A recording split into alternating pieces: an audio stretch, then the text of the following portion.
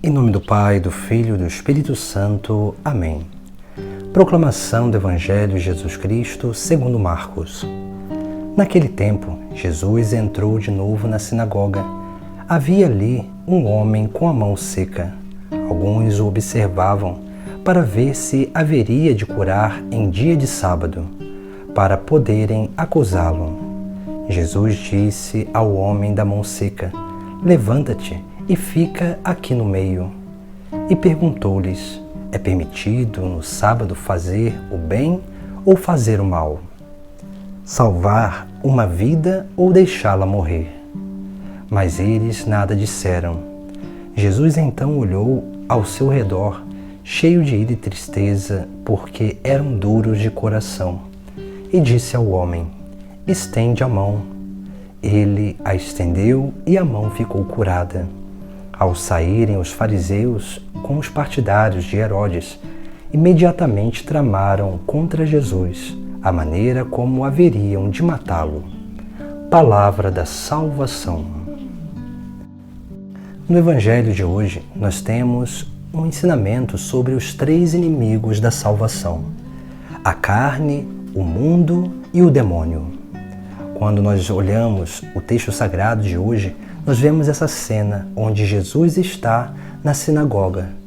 E quando ele está na sinagoga, ali ele percebe um homem que tem a mão seca, que provavelmente estava num canto escondido e também escondendo a sua mão. Essa é a primeira imagem que nós temos no Sagrado Evangelho, porque a mão seca, a mão na Sagrada Escritura representa a vontade de Deus. Por isso que muitas vezes nós vemos nas iconografias antigas, sempre no alto de uma imagem, uma mão, geralmente a mão direita, a destra do Pai, que está fazendo muitas vezes pairando, um sinal de pairar sobre a cena, ou um sinal de bênção sobre aquela cena. E assim nós vemos como que é importante diante daquilo que é a nossa própria vida, porque a mão seca é símbolo daquilo que são as paixões da nossa carne, que nos impede de fazer a vontade de Deus, que nos impede de nos colocar a serviço da obra de Deus. Jesus, ele nos cura desses males da nossa carne, desses males que nos impede de dar passos concretos na nossa vida de crescimento. Por isso que nós precisamos cada vez mais ter esse cuidado com esse inimigo da salvação, que somos nós mesmos, que é a nossa má vontade ou a nossa omissão diante do chamado de Deus e daquilo que nós percebemos que devemos fazer. Por isso que nós precisamos também usar armas contra esse inimigo.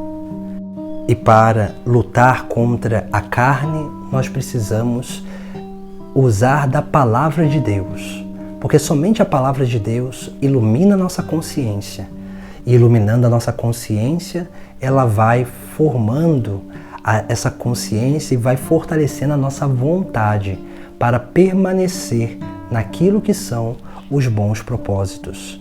Porque a nossa vida é sempre movida segundo aquilo que são as convicções da nossa consciência, do nosso coração. Por isso que para combater esse primeiro inimigo da salvação, nós precisamos ler a palavra de Deus para formar a nossa consciência. O segundo inimigo da salvação é o mundo, onde aqui nós vemos no Sagrado Evangelho essa realidade do povo de Israel, que via alguém com algum defeito corporal e excluía essa pessoa da sociedade, porque aqueles que tinham algum defeito corporal eram reconhecidos como pecadores públicos, porque esses eram amaldiçoados por Deus. Assim era a consciência do povo antigo. Por isso que nós precisamos lutar contra a mentalidade do mundo, as ideologias que muitas vezes vão tentando nos fazer arrastar para erros morais e corromper aquilo que é mais precioso da nossa vida. Por isso que para lutar contra o mundo, nós precisamos exercitar a purificação dos sentidos, porque os nossos sentidos corporais são as janelas da nossa alma. Os sentidos são as janelas, as portas onde entram as experiências na nossa vida interior. Por isso que nós precisamos sempre ter esse cuidado para com os nossos sentidos, para que a gente não alimente o nosso interior de coisas ruins, das coisas que o mundo nos oferece. E esse é o grande exercício espiritual, o grande combate espiritual, que é sim essa custódia do coração, onde nós guardamos os nossos sentidos para que o nosso coração não seja corrompido pelos males mundanos. Depois nós temos o terceiro inimigo da salvação, que é o demônio. Veja que no Evangelho de hoje não se fala de nenhum demônio, mas na cultura antiga, a maldição de Deus era uma abertura, assim era a consciência do povo, quando eles viam alguém com algum problema, algum defeito corporal ou alguma doença, ou às vezes, como por exemplo aparece muito no Sagrado Evangelho, a epilepsia, achava-se que aquela pessoa estava com um demônio. Mas também o demônio, no Evangelho de hoje, é representado pela dureza do coração daqueles homens. Porque o demônio ele faz justamente isso. Ele vai alimentando as nossas paixões para que o nosso coração se torne endurecido e a gente se torne incapaz de ter compaixão, de experimentar a verdadeira misericórdia para exercitar o perdão e também uma verdadeira caridade.